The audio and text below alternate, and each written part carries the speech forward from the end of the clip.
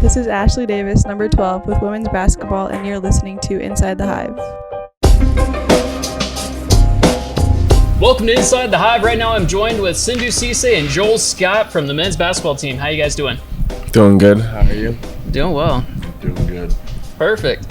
Well, say fellas, came off a weekend, not necessarily what you expected or wanted, but can you tell us a little bit about that? Yeah, I mean, it was pretty rough. Wasn't the way we wanted it to go, but I mean, at the end of the day, we got to learn from these games and move on to the next game and play our best the next one. Yeah, that's really the biggest key, is just learning from these things and not just dwelling on them. Yeah, exactly. Sindhu, anything? It's like he said, we just got to learn from it. I don't think we showed up and we didn't play our best basketball or even close to our best basketball, but we just got to learn from that and take steps in the right direction. Absolutely. Well, to be honest, it wasn't like all bad by any means this weekend. Mm-hmm. There were some big milestones that came from this weekend. One of which is that you got your 500th point, Joel, but it wasn't of your career. It was of your season. Yeah. So how cool is that to be able to celebrate that 500 point? I mean, it's really cool. I definitely think about it's a cool milestone to get to, but at the same time, I was pretty upset that we lost the games. Yeah. So it was kind of hard to be happy about that when we didn't win as a team. So right. It's one of those, but it's still a cool achievement to get. Right, and Sindhu, you also celebrated your 500th point. This is of your career in the NCAA. You played in the junior college as well, and you scored your 500 point there. Am I correct? Yeah. Before you transferred here to Black Hill State. What is it like for you? Tell us your point of view. Were you kind of like Joel and not being able to really feel the celebration of that 500th point because of the loss, or how did you feel about your 500th point? I mean, honestly, I didn't really know about it until yesterday, so it wasn't like a big deal to me. I just be out there trying to play, but I was more upset about the weekend, so I mean, I probably didn't get the news because we lost. Yeah, there are other things to focus on. Yeah. But anyway, from those two games, like you said, they were just learning experiences. I mean, it's from someone from the outside looking in, they might look at this and have a different point of view, but really you got to think about the positives so far. I mean, you just came off a win from Regis, which was huge. Mm-hmm. And not only did you beat them at their place, which we were supposed to play them earlier in the season, and this was able to be rescheduled. I don't think we were able to talk to you guys about that game. Do you care to talk about Regis? Yeah, Regis, it was a fun game. I mean, everyone was playing well. The guy Sindhu was going crazy that day. Oh my gosh. He was dunking on everyone, but it was a fun game. We didn't necessarily play the greatest in the first half, but in the second half, we really showed what we can do as a team, together, on the defensive end and the offensive end. It was really fun, a fun game to be a part of. Absolutely. It was a good game. We played as a team. We came together. I feel everybody was cheering everybody on. It was an exciting moment. I just feel like we just got to carry it on to the next games. Yeah, and really that's a learning experience too. You learned what you could do to go right, and then these last weekend games were, not necessarily the greatest, but you were able to see, okay, well, here's where we went wrong, here's where we can improve.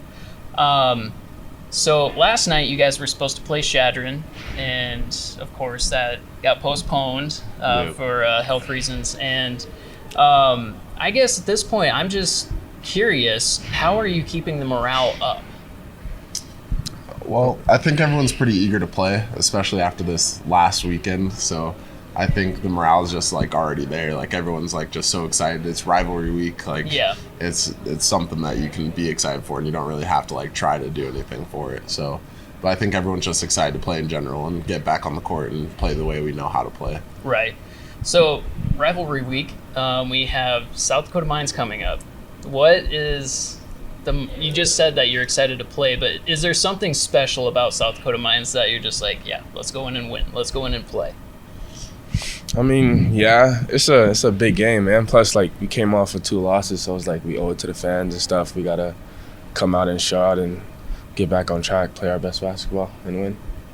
So cool. Yeah, it's always exciting to play tech. There's always that buzz around campus, the excitement. Everyone knows like what's gonna happen. You have fans traveling there.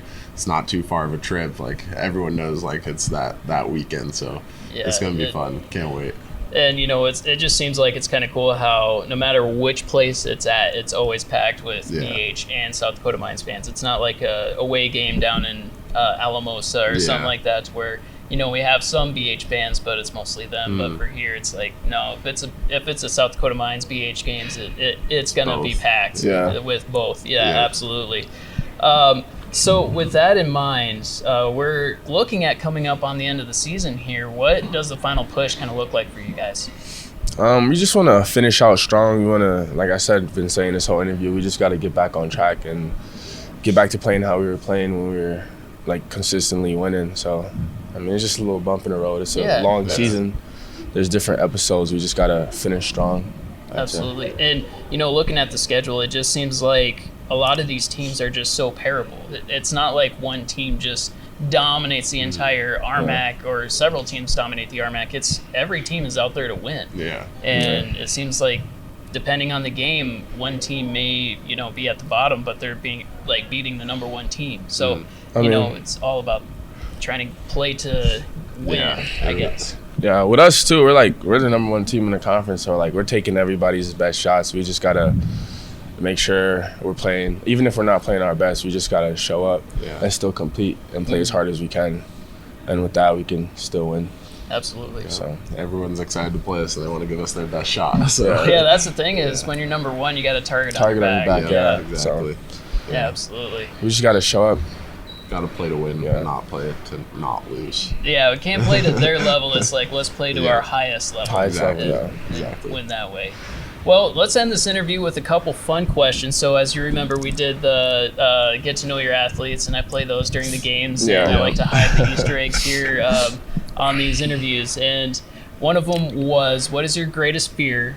And I had to make fun of Sava Dukic in the last game, and I put Joel Scott as one of his biggest fears in the multiple choice. But so Sindhu, what is your biggest fear? My biggest fear, I'm very afraid of heights. And it's crazy because I'm kind of athletic, but I'm afraid of heights. I'm definitely afraid of heights. Well, for me, it's like that intermediate height. So like anywhere from like 15 to 30 feet. Once I get above that, it's fine. Yeah, I mean, well, it's crazy because I want to go skydiving, but I'm afraid of heights. So it's like, well, that'd be a good way to get over that fear. Yeah, hopefully I get the chance to. Oh, absolutely. Yeah. Joel?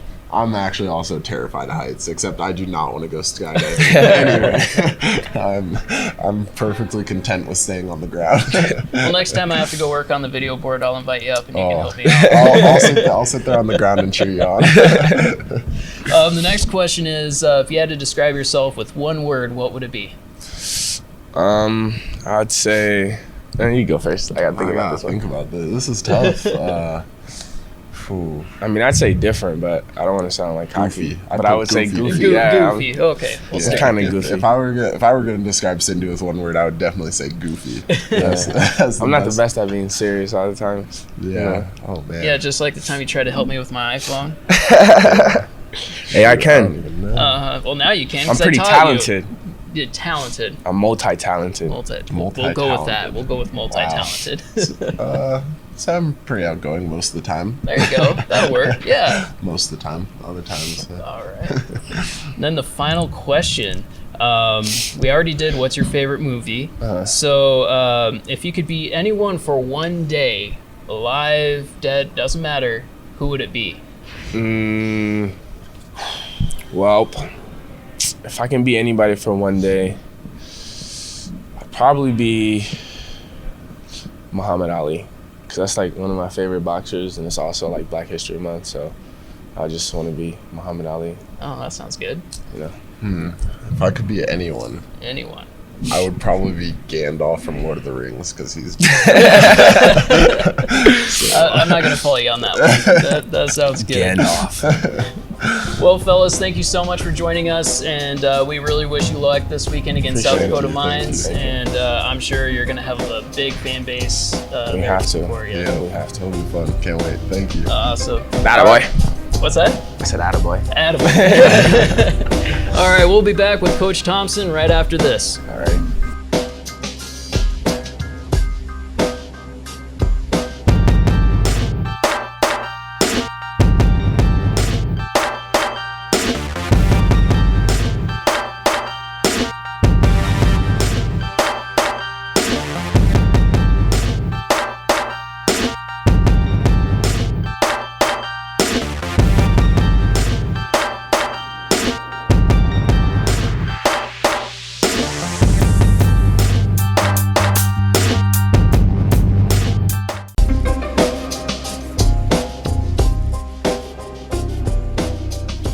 All right, and welcome back to Inside the Hive. Right now, I'm joined with Coach Ryan Thompson for men's basketball. Coach, how are you? Doing great. How are you, Colton? I'm doing fantastic.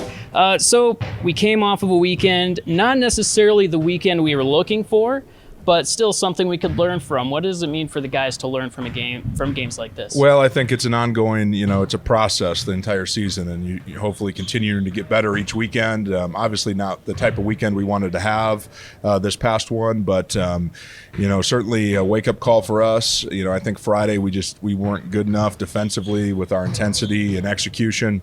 And then Saturday we competed, I thought, on the defensive end against New Mexico Highlands, but offensively both nights, just to not shoot the ball well, turn the ball over too many times, and that's just a bad combination and tough to overcome. But credit to those guys, both of those teams, Colorado Springs and New Mexico Highlands. We really feel like they're two teams that could both win the RMAC tournament. They're playing as well as anybody, and it's difficult to win on the road. It's difficult to beat anybody, let alone really good teams on the road. And so wake up call for us. We got to be better every night defensively, and then offensively we got to do some things with how sharp we are, our positioning, ball movement that will help make it easier to make shots. Okay. So going for mentality side of things, we just beat Regis at home at their place. And did that possibly play a role in that weekend, or was it more of just kind of off balance, off key type of Friday, Saturday night? Well, I think, we don't want to make excuses. We had an opportunity to go down on the road this last weekend and win both games and put ourselves in a great position to win the league. Thankfully, we're still in that spot. We're one game up on everybody. But, I'm sure, obviously it doesn't help to travel as much as we did this past weekend, go down to Denver, play Regis on a Monday, and then go back later in the week and go to Colorado Springs and then all the way down to New Mexico. So it is a lot of travel, and that takes its toll. But at the same time, our mentality is we had an opportunity to win. We're tough enough to do that, and we just didn't get it done, and there's things we can do better in the future. Yeah, and it's one of those things where you look at sports, especially in the RMAC right now, there's a lot of parity with teams, and so like you said, both those teams are very, very, very good. And so looking at those teams and kind of thinking through it, this on paper, we should have won, but at the same time, they are very good teams. So it's not a loss of, oh man, we should have won that game. It's a loss of, it was a hard-fought game. Yeah, no question. No, you look at UCCS, Colorado Springs, they by far are the longest, tallest team in the conference. They lead the league in rebounding by a long ways, and they're starting to play better basketball. They have a transfer point guard in John Neil Fugit, who has just been getting better and better and more comfortable with their system throughout the year. So they're in position to be a top 4 team going into the RMAC tournament. And like I said, I think they could surprise or beat anybody. And then New Mexico Highlands, they have a kid, Sammy Barnes-Tompkins, who led the RMAC in scoring 2 years ago at 25 points a game, originally played at Boston College, a high major school, and he was out most of the first half of the year, and now he's finally playing every night, getting into a rhythm, and obviously a guy like that makes a big difference. I think he had 30-something against us, and so no, both of those teams, really good teams, and always difficult to win on the road. Right, and it was unfortunate on Tuesday that you were not able to play your Chadron game. How do you keep the momentum up for the guys who are excited to get back to playing, especially coming into a game against South Dakota Mines? Well, we felt really good going into that Chadron game. We had some good meetings as a team. I think addressed some things. I thought our guys were in a great spot, and I felt really confident going into that Chadron game. So unfortunate we couldn't play that, but the flip side is you try to make a positive out of everything. We get more time to rest. We've got some guys that have played some huge minutes throughout the year, so it's good for their bodies to get a game off, and more time for us to prepare for a really good South Dakota Tech team, a team that runs a lot of stuff. So the more preparation time we can have on the practice court with our guys will certainly benefit us Saturday night. Right. Definitely, and we're really hoping that the crowd makes it down so, they can cheer you on down there, because playing in Rapid City, it kind of is a hit and miss for our team sometimes. Both football, men's and women's basketball, volleyball, there's just a different dynamic when you go to South Dakota Mines. So it's kind of how do we play them in their house type of deal. Is there any other factors outside of the game that kind of drive that, hopefully, winning mentality? Well, we know they're going to be really good. The past 3 years since I've been the head coach, we've and even going back prior to that, we've had a ton of close games. And the last 3 years have been games that have been decided at the buzzer for us. And the first 2 years we came out on top, and last year we did not. So we know that they're going to play their best game of the year. This is a game that they circle on their calendar. They're maybe not having the year that they were hoping for. So this gives them a lot of motivation to beat their rival and get some revenge after we beat them pretty good here earlier in the year. We sure hope we get some fans to make the trip. It's a short trip. It's a special atmosphere. It's a great rivalry. It's a game that's really fun to be a part of. But we just know that they're going to play well, and it's a difficult place to win at, and they're going to have a great atmosphere and make it very difficult on us. Absolutely, Coach. Well, thank you for taking the time to come and visit with us, and we look forward to the game this weekend for sure. Okay, thank you, Colton. Awesome. And coming up next, we have Coach Nore from women's basketball.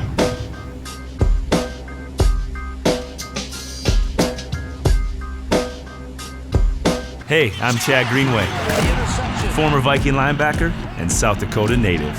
Since retiring from pro football, there are a few things that make Chad Greenway really happy. Chad Greenway likes to be comfortable. Chad Greenway likes good food and great service. Yeah! And Chad Greenway likes to have some skin in the game. Dale's Sportsbook Bar and Grill. Every game, every day, you can bet on it.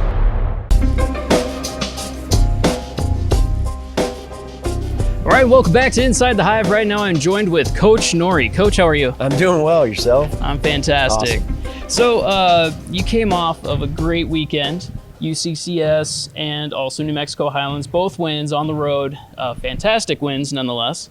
What do you have to say about those games?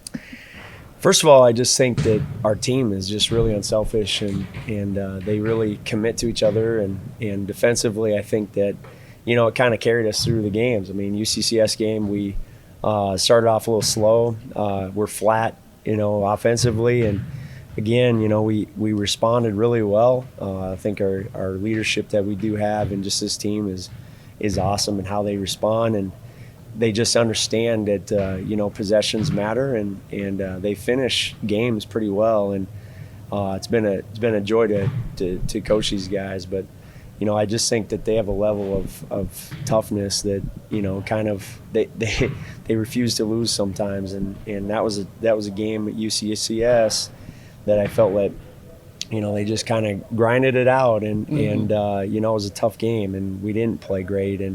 But you need to pull those games out, and so great game. We had some adversity that night with snow and things and travel, and then head into Highlands. I felt like just from the start, I thought that they had a nice, we shot the ball well, and defensively, I thought we were on it, and it was another game that I thought it was a complete team effort. Absolutely, Coach. And, talking with your athletes, one thing they said is the dealing with the dealing with adversity this year has been a lot. Yeah. You're traveling a long distance. That's what we talked about in previous interviews. But this one, you went straight from Colorado Springs to New Mexico Highlands, and you basically drove up to the arena and started playing. That day we were 16 hours in a bus, and I think that what we talk about too is just the fact that we're fortunate to be in this position and just be able to play, and that we're fortunate enough to be in a charter bus and have those luxuries, but yeah, I mean, this team, we do our best to just kind of face adversity and not make excuses from it. But we, that's one thing that they've really done a good job with, and I give credit to our upperclassmen, our seniors, and both Ashley, Beacom and Davis. They've done a great job just kind of echoing my words and carrying this team through. Absolutely, and they've done a great job taking over that leadership role, because as they were explaining in their interview, they had a bunch of upperclassmen above them, it seemed like, and then all of a sudden it was their job to be the upperclassmen. From what is your take from a coach's point of view on that? I think that with leadership, I think most of the time it's best to have one voice, and with this group, I think it's best to have the two voices because they complement each other really well, and they both bring it physically every day, but they're different. I mean, they just bring their different character traits and leadership qualities to the team, and it just complements. It works for us, and it's a little bit of some of the mistakes I've made going through this whole deal as I progress is, making sure that, because leadership's such a huge thing that, making sure that, there is one voice and like with both Davis and Beacom, both their voices equate to one voice, and it's nice to have. It's the same message, just coming from two different voices. Right, and two different ways of sharing that message. Yeah. Absolutely. So we also played Chadron. Can you talk a little bit about that game? Chadron is a scary game. It's another place that's really hard to play, and the arena's loud, echoey. Not as loud as here, but... No, of course not. We're the crazies here. That's right. But it's, I mean... Our defense carried us. I mean, and held them to 40-some points, and offensively we weren't great, but I thought defensively it just kind of carried us through the game. And every time they made a run, I thought we responded with our own run. But we had a good start to that game too, which helped. Awesome. Well, Coach, this weekend we kick off to South Dakota Mines, so rivalry week continues. What are we gearing up for this weekend? Well, another busy weekend, another crazy weekend. It's always this time of year. It's fun. February makes or breaks a team, and Mines, South Dakota Mines, they're playing as good as they have all year, and the rivalry game. It's going to be a good game. It's going to be another game that comes down to just possessions, and we have to be ready for that. But we expect a great crowd.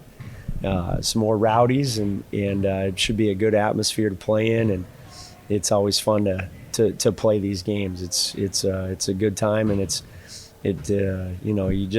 that excitement just levels up, gears up another level. Absolutely. Just with the South Dakota Mines games, as we were talking with your athletes, it doesn't really matter where it's at, whether it's in Spearfish or whether it's in Rapid City. It's always the same crowd. It's half BH, half South Dakota Mines, so it's gonna be loud no matter where we play. And so we just need all the Spearfish crazies to come from Black Hill State to go down to Rapid City. It, and the support that we've had this semester has been awesome. Student body's been awesome. It's a great place to be. Black Hill State is pretty special, and I think that it's really getting that. That atmosphere, and that carries over. That's momentum, and so hopefully again we can continue to have that, and we appreciate all the support. Absolutely. Well, Coach, thank you for stopping by, and we look forward to this weekend, and we'll be cheering you on. Awesome. Thank you very much. No problem. And coming up next, we have Dr. Thom Flamboe.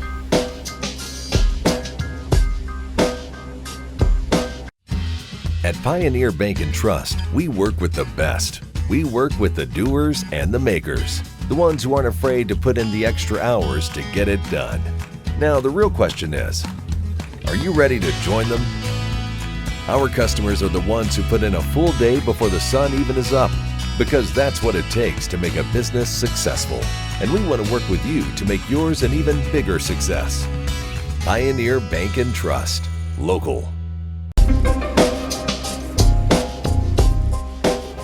Welcome back to Inside the Hive. Right now I'm joined with Dr. Thom Flamboe. How are you? I'm good, thank you. I'm very Awesome. good. So, what I invited you on the show for is to talk about mental health in today's student athletes. We've had this talk before previously in the podcast, but I wanted to get your take on it now, especially since we've kind of gone through the winter months, and as we all know, the winter months hits a little bit harder for mental health than anything else.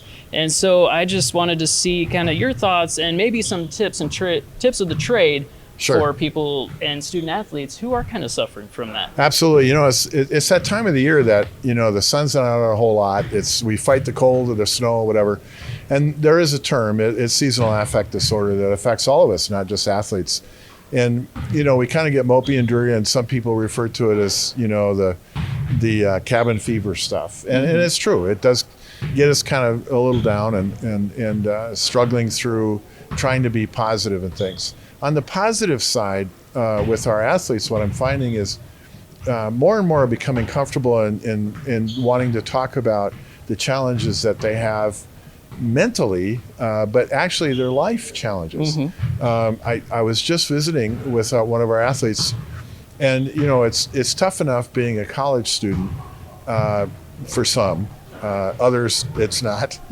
But for a student athlete, you know, it's challenging because of schedules. It's because of conditioning and workouts, and then plus trying to get papers done, tests taken.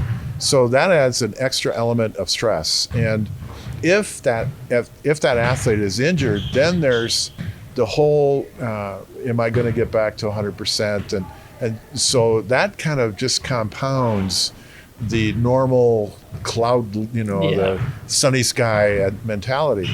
So there's a lot of things that we try to get athletes to think about is trying to set a positive mindset. And that with every negative thing that you might say, there's a yeah, but, or there's a but that can follow that.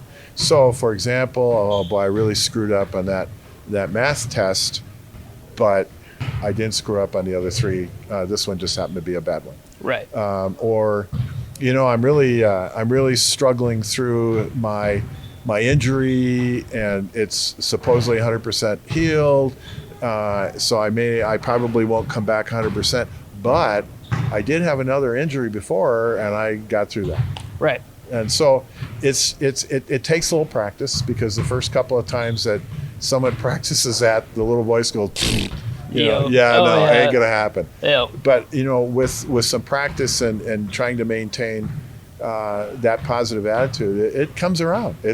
So I think our athletes here at least are, and I think nationwide, I think the Olympics have helped, and some of our gold medalists have talked openly about their own mental health and getting help. And you know, it's not a weakness. It used to be, if you had to talk to a mental health person, it's kind of like being injured. Crazy. You were crazy. Well, but on the other, no, I'm just, what I personally feel is I'm no better than the person who sits across from me, you know, because I have my own issues, and hopefully I'm a work in progress like everybody is. But I think what they're finding is to just bounce some things off of somebody, and geez, you're not crazy, which I have people when they come in, they'll say, I'm not crazy. I say, oh, okay, that's good. So I think it's turning for the better, where the word may be getting out like, hey, it's not so bad as I thought, or geez, I got some ideas I didn't think about, or you know, that kind of stuff. The stigma is almost starting to get removed. It is. You know, as maybe the ST is starting to leave, and you got IGMA left. Yeah, true. That kind of a thing. As long as we get rid of the ST, it's fine. We got to get rid of the ST. Oh, that's probably not a bad idea. Well, you know, one of the other things that affects student athletes is the travel. I just got done talking with Coach Nore, and one of the problems is, you know, you're getting games rescheduled, and men's basketball is doing the same as well. They're getting games rescheduled, and it just seems like all the time, you know, on top of the tests, on top of the practices, on top of, you know, just the normal schedule. Like, I complain about my schedule when something shifts, and that doesn't change my location. But for these student athletes, you know, they all of a sudden find out they're going who knows where. Yeah, and sometimes en route they get the news that they can't play this team. You know, well, in response to that, I go to the coaches first, if I can grab them, if they haven't hit the road, and see how they're doing. Yeah.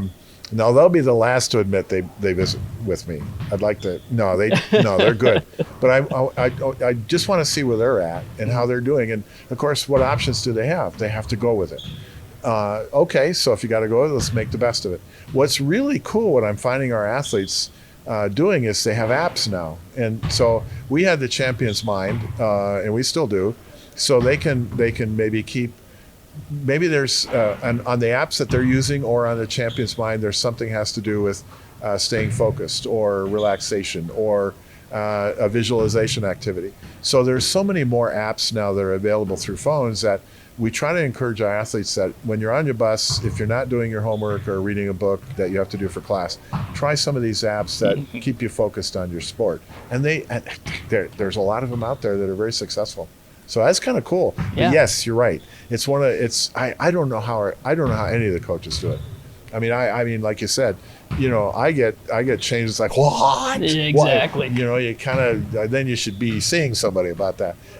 But our coaches see this almost on a daily, certainly weekly basis where things change. So well, I mean, it changes 24 hours before the game. It does. It's just so I mean, what are you going to do? I mean, you either got to complain, and no one's going to want to sit next to you. Of course, that may be your whole purpose. True. You get an extra seat, which would be kind of nice. Or you just say, hey, let's make the best of that. It's that mindset thing. It'd be a good opportunity to practice in a very difficult situation. So how are you going to turn that into a positive? Exactly, and it's easy to get stuck in that negative mindset, and it's just a circle. Yes. You just keep coming back to the same thing, just restated. Yeah, and you get sucked down the drain, and before you know it, no one wants to be around you. You're bringing your whole team down. It's amazing how one negative person can really be so toxic it can bring down the whole team. So I think it's getting a lot better. I think our coaches have been and coaches across the country are becoming more and more open to these kinds of things. Even our high school coaches. I send out a little monthly, I call them rants, pandemic rants. But I get good response from the high school coaches that they really enjoy these kinds of things. So it's changing. Like you said, we're getting rid of some of the stigma, and that's only going to benefit all of us. Absolutely. And, the coaches, they could only do so much. And, the athletes, they're going through a whole lot. So, it's good that they have help through you to be able to help student athletes get through some of the tough times in life. Because, to be honest, it's, they're just coming out of high school, some of the students. Yeah. And, they're transitioning to adulthood. And they're basically just given a huge schedule of things they need to be doing and where to be, what to do. And sometimes it's tough on them. It is tough. And they don't have the outlet to really take care of that. Yes. So it's good to have an area for them to go to or a person to go to.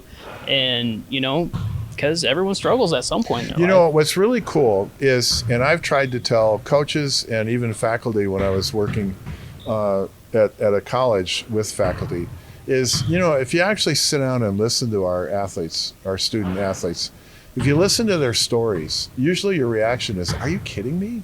Maybe one has a grandpa who raised them, they were very close to him, and the grandpa died. Or they had a puppy when they were little kids, and they had a puppy all through high school, and now they had to put the puppy down. Holy cow. These are huge life stories.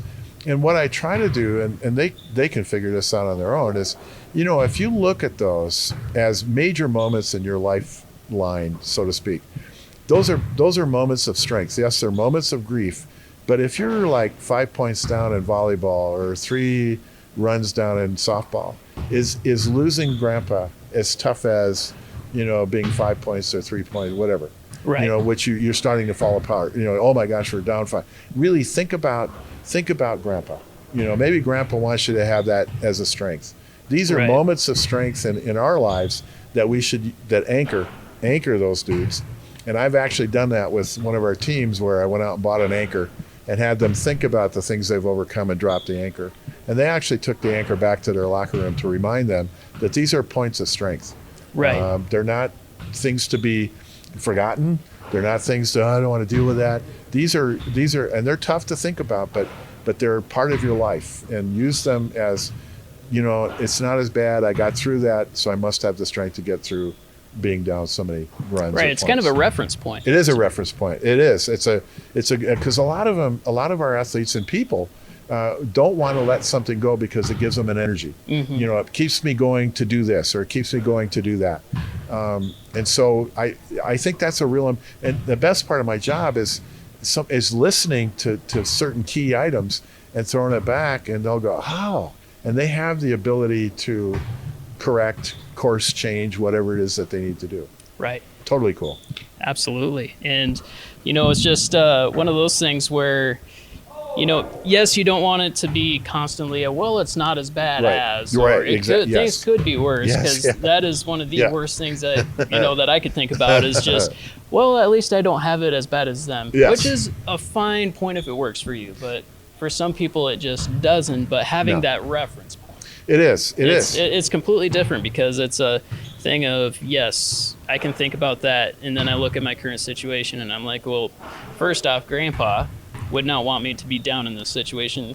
If he was here, he would be in the stands cheering me on. There you go. Like, hey, you can come back from this. It's 5 points. Exactly. And actually, some people actually hear Grandpa saying that, which is even cooler. Absolutely. So I mean, a friend of mine had a little baby that had lots of difficulties, and he understands there's a whole process of grieving, and you get angry and you deny and you say but the last step of grieving is acceptance. And he told me, he said, I will not accept the fact that my son has all these difficulties. I'll adapt to it.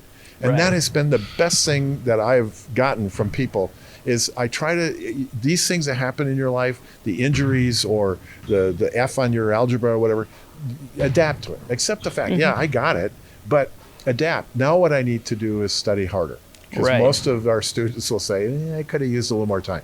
I shouldn't have stayed up playing gaming or whatever it is. So it is. It's good stuff. And like I said, if I do the job right, do all the work, because they have it in them to do. I mean, they're athletes. Right. They know how to come. I mean, they live. That's what sports are: winning and losing. Okay, and losing is always a learning experience. There should be. Right. And I was just talking to Coach Thompson about their last weekend, and you know, it's a learning experience. Big time. You lost. Guess what? You can't go back and change it. It's done. It's over. That's right. Buzzer rang. So what do? You learn from it. Exactly. You take what didn't work. You fix it, you move on to the next game. Yeah. It's when you're sitting there dwelling on it and the negativity of that, there's that hole that we and I used to tell kids, take out the word failure. Take that out and put in learning experience. And then I'd meet with the parents at night. I'd say, okay, now parents, be ready for this, because your kids are going to go home and say, Mom, Dad, I had a learning experience on my algebra test. I mean, that's a lot better than saying I failed. But I mean, they still have a chance. Where were you back when I was in school? I know I needed to listen to that myself. But anyways. Man, I've had a lot of learning experiences. I have too, right there. Yeah, absolutely. Oh, goodness. Well, Dr. Thom, thank you so much for coming onto the show. It's great to put a face with the voice and everything. Yeah, it's been great. We're very happy that you're here and involved with Black Hills State University, not only in athletics, but on campus as well. Thanks very much, Colton. I appreciate it. All right, and that'll do it for us from Inside the Hive. Again, we have games this weekend against South Dakota Mines. Women's tip-off at 5:30, men tip-off at 7:30. We also have the Stinger Open this weekend, starting on Friday at 4:30 and on Saturday at noon. From all of us here at Black Hills State University and from Inside the Hive, go Yellow Jackets. This has been a BHSU Athletics production. Fear the Sting.